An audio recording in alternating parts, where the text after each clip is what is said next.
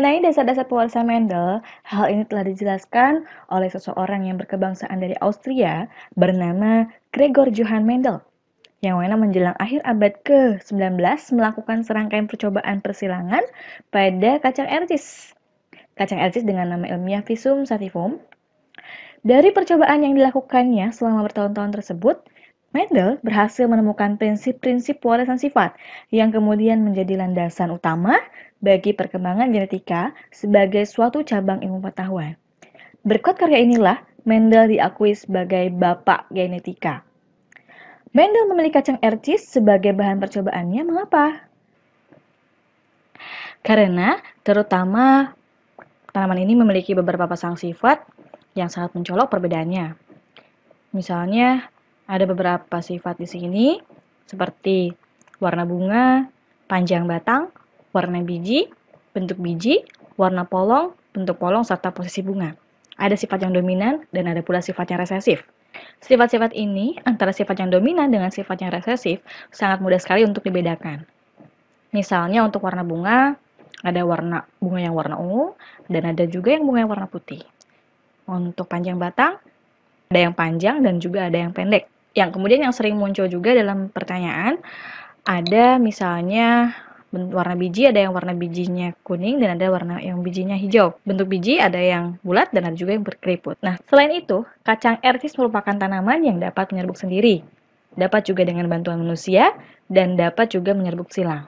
Hal ini disebabkan oleh adanya bunga sempurna, yaitu bunga yang mempunyai alat kelamin jantan dan betina pada kacang ercis itu. Pertimbangan lainnya adalah bahwa kacang ercis memiliki daur hidup yang relatif pendek, serta mudah untuk ditumbuhkan dan dipelihara. Mendel juga beruntung karena secara kebetulan kacang ercis yang digunakan merupakan tanaman diploid, yaitu mempunyai 2 perangkat kromosom. Seandainya ia menggunakan organisme poliploid, maka ia tidak akan memperoleh hasil persilangan yang sederhana dan mudah untuk dianalisis. Berdasarkan hasil penelitian Mendel, sehingga dihasilkan hukum pewarisan sifat. Yang pertama, hukum 1 Mendel, yang berbunyi, pada waktu pembentukan gamet terjadi pemisahan atau segregasi alel secara bebas dari diploid menjadi haploid. Persilangan hukum 1 Mendel ada pada persilangan monohibrid. Apa itu persilangan monohibrid? Persilangan monohibrid adalah persilangan dengan satu sifat beda. Jadi, hanya satu sifat beda saja yang disilangkan. Misalnya, persilangan terkait warna bunga, atau bentuk biji, atau panjang batang. Kalau misalkan pada manusia, misalnya persilangan untuk kulit hitam dengan kulit putih. Ada 2 macam persilangan monohibrid, yaitu persilangan dominansi penuh, yaitu adalah peristiwa di mana gen dominan mampu menutupi alelnya yang resesif. Yang kedua adalah dominansi tidak penuh atau intermediate, yang mana gen dominan tidak menutupi alel yang resesif sepenuhnya, sehingga dihasilkan sifat antara atau sifat intermediate. Pada salah satu percobaannya, tanaman yang dipilih adalah tanaman yang gelur murni, yaitu tanaman yang kalau menyerbuk sendiri tidak akan menghasilkan tanaman yang berbeda dengannya. Dalam hal ini, bulat dominan terhadap keriput. Nah, bagaimana keturunan F2-nya, frekuensi genotip, dan serta frekuensi fenotip pada F2-nya. Untuk melakukan persilangan monohibrid, harus urut. Jadi, yang pertama dituliskan dulu parental. Parental disingkat dengan P. Parental adalah tetua yang disilangkan pertama kali. Di sini yang disilangkan adalah biji bulat, S besar, dan biji keriput, yaitu S kecil. Masing-masing parental tersebut membentuk gamet. Nah, kemudian dituliskan gametnya. Gamet disingkat dengan huruf G. S besar, membentuk gamet S besar. S kecil membentuk gamet S kecil, sehingga dihasilkan generasi F1 yang merupakan hasil penggabungan kedua gamet tersebut. Hasil dari penggabungan gamet ini menghasilkan keturunan S besar S kecil 100% dengan fenotip biji bulat. Ketika generasi F1 dibiarkan menyerbuk sendiri, S besar S kecil disilangkan dengan S besar S kecil, masing-masing akan membentuk gamet S besar dan S kecil. Selanjutnya, dari kombinasi gamet-gamet tersebut diperoleh individu-individu generasi F2 dengan genotip S besar, S kecil, dan S kecil. Sehingga, dari persilangan monohibrid ini akan dihasilkan nisbah atau perbandingan genotip S besar berbanding S besar S kecil berbanding S kecil 1 berbanding 2 berbanding 1. Kemudian perbandingan fenotip dikarenakan untuk S besar dan S besar S kecil menghasilkan fenotip biji bulat, sedangkan S kecil menghasilkan fenotip biji keriput sehingga akan dihasilkan perbandingan fenotip bulat berbanding keriput yaitu 3:1. Yang kedua, dominansi tidak penuh atau intermediate, yang mana menghasilkan sifat antara. Berbeda seperti persilangan monohibrid yang biasanya. Misalnya disilangkan bunga yang berwarna merah dengan yang berwarna putih, merah intermediate terhadap putih. Tentukan frekuensi genotip dan fenotip pada F2. Nah, untuk menjawab persoalan yang seperti ini, maka langkah-langkahnya masih tetap sama seperti persilangan pada monohibrid. Dituliskan kembali generasi parentalnya, disingkat dengan huruf P. Generasi parental, M besar untuk warna merah, M kecil untuk warna putih. Mawar merah dan mawar putih masing-masing akan membentuk gamet, M besar membentuk gamet M besar saja. Untuk yang warna putih membentuk gamet M kecil saja. Sehingga akan dihasilkan generasi F1, hasil dari penggabungan gamet tersebut, yaitu M besar, M kecil, memunculkan fenotip yang berlainan, yaitu fenotip sifat antara merah muda. Semuanya, 100%. Semua keturunan yang berwarna merah muda tersebut dibiarkan menyerbuk sendiri sehingga dituliskan kembali. Parentalnya, M besar, M kecil disilangkan dengan M besar, M kecil. Bunga yang berwarna merah muda ini masing-masing akan membentuk gamet. Genotip M besar M kecil akan menghasilkan gamet M besar dan juga M kecil. Sehingga dari hasil penggabungan gamet-gamet tersebut dihasilkan keturunan F2 sebagai berikut. M besar dengan M besar dihasilkan M besar M besar. M besar dengan M kecil dihasilkan M besar M kecil. M besar dengan M kecil dihasilkan M besar M kecil. Di sini hati-hati, jangan M kecil M besar. Itu salah. Jadi tetap untuk yang huruf besar harus ada di depan, sehingga M besar M kecil.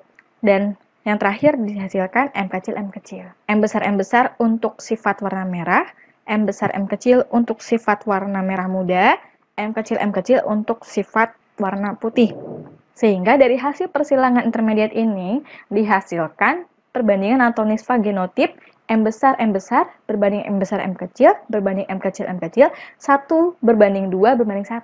Nah, untuk persilangan intermediate menghasilkan nisbah fenotip yang sama dengan perbandingan nisbah genotip. Dihasilkan perbandingan fenotip merah berbanding merah muda berbanding putih, yaitu 1:2:1. Tapi dengan catatan, hal ini berlaku untuk persilangan galur murni saja. Hibrid persilangan yang melibatkan dua sifat beda. Jadi di sini ada dua sifat beda yang disilangkan. Misalnya, yang sudah tadi saya sebutkan tadi, sifat tentang warna biji dan sifat tentang bentuk bijinya. Nah, untuk warna biji ada yang warna hijau dan warna kuning. Sedangkan yang bentuk biji ada yang bentuknya halus dan juga yang keriput. Nah, di sini disilangkan. Bagaimana persilangannya? Bagaimana tentang persilangan hibrid itu sendiri? Oke. Saya akan berikan contoh. Misalnya diketahui gen-gen yang menentukan sifat biji tanaman RC sebagai berikut. Nah, untuk gen B besar mengekspresikan sifat yang dominan yaitu biji bulat. Gen B kecil untuk sifat resesif biji keriput. Selanjutnya K besar untuk gen yang mengekspresikan biji warna kuning. Dominan ya. Dan kemudian K kecil, ini resesif, biji warna hijau. Seperti biasa, dilakukan persilangan, ditulis parentalnya, bulat kuning, B besar, K besar, disilangkan dengan keriput hijau, yaitu B kecil, K kecil. Nah, kemudian ditentukan gametnya, bulat kuning, B besar, K besar membentuk gamet B besar, K besar, keriput hijau, B kecil, K kecil membentuk gamet B kecil, K kecil. Selanjutnya masing-masing akan melakukan fertilisasi sehingga menghasilkan B besar, B kecil, K besar, K kecil dengan fenotip bulat kuning. Kemudian sesama F1 ini disilangkan. Sehingga B besar, B kecil, K besar, K kecil disilangkan dengan B besar, B kecil, K besar, K kecil.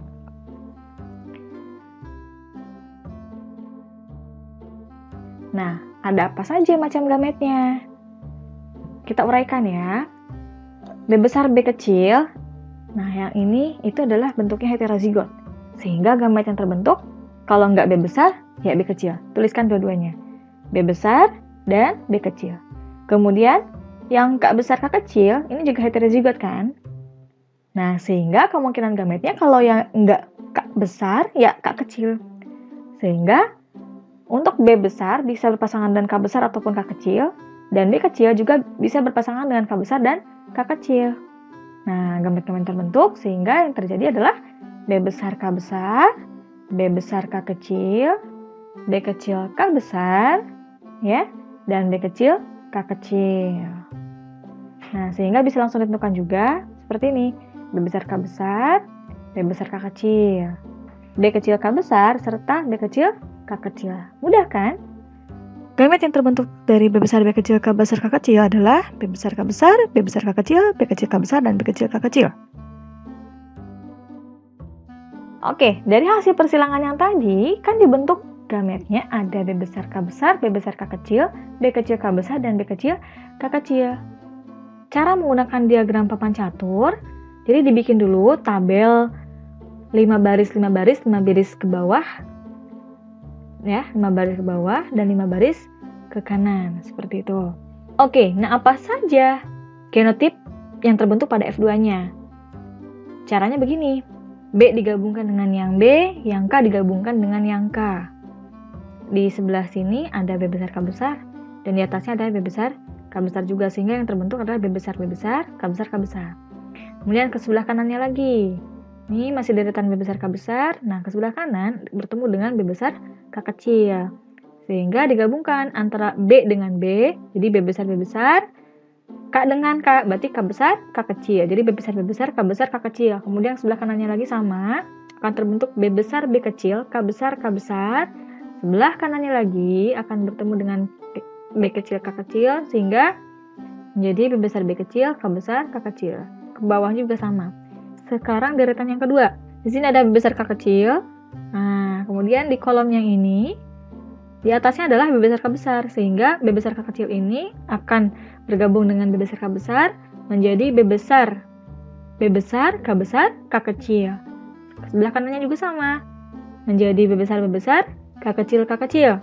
Sebelah kanannya lagi menjadi B besar, B kecil, K besar, K kecil. Sebelah kanannya lagi B besar, B kecil, K kecil, K kecil. Dan seterusnya. Jadi seperti itu ya. Ini yang disebut dengan diagram papan catur. Dari hasil persilangan itu akan dihasilkan genotip B besar, K besar, K besar ada satu macam.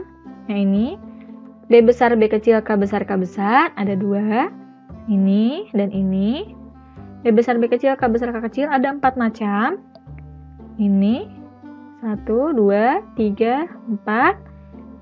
B besar, K besar, K kecil juga ada 2. Ini dan ini. B besar, K kecil, ini ada 1. Yaitu yang ini. Kemudian B besar, B kecil, K kecil ada 2. Ini dan ini. B kecil, K besar ada 1. Yaitu yang ini. Satu lagi, B kecil, K kecil. Ini juga ada 1. Jadi memang agak lama ya kalau menggunakan diagram papan catur ini. Nah, jadi setelah mengetahui genotip-genotip yang terbentuk, maka kita akan mudah untuk menentukan fenotip-fenotipnya. Nah, maka akan dihasilkan bulat kuning ada 9, bulat hijau juga ada 3, keriput kuning ada 3, dan keriput hijau ada 1. Nah, bulat kuning itu berarti syaratnya kan, bulat itu kan dominan, kuning itu juga dominan. Sehingga yang penting B-nya besar dan juga yang K-nya besar. Ya, kita coba tentukan ya. Apakah betul ada 9? 1, 2, 3, 4, 5, 6, 7, 8, 9. Ya, yang lain sudah nggak ada lagi berarti. Betul, berarti ada 9. Kemudian yang bulat hijau ada 3. Nah, apakah betul ada 3? Berarti kalau yang bulat hijau, bulatnya dominan, maka yang penting B-nya besar dan hijau. Hijau itu adalah K kecil, K kecil. Kita cari mana yang B-nya besar dan K kecil, K kecil. Yaitu ini ya, 1, 2,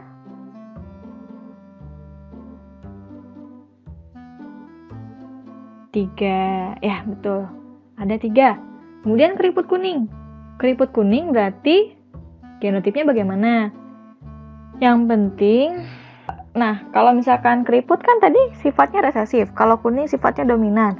Sehingga gametnya kalau keriput kan B kecil, kalau kuning berarti yang penting K-nya besar. Ini ya 1, 2, 3. Oke, itu ya, nggak ada lagi kan?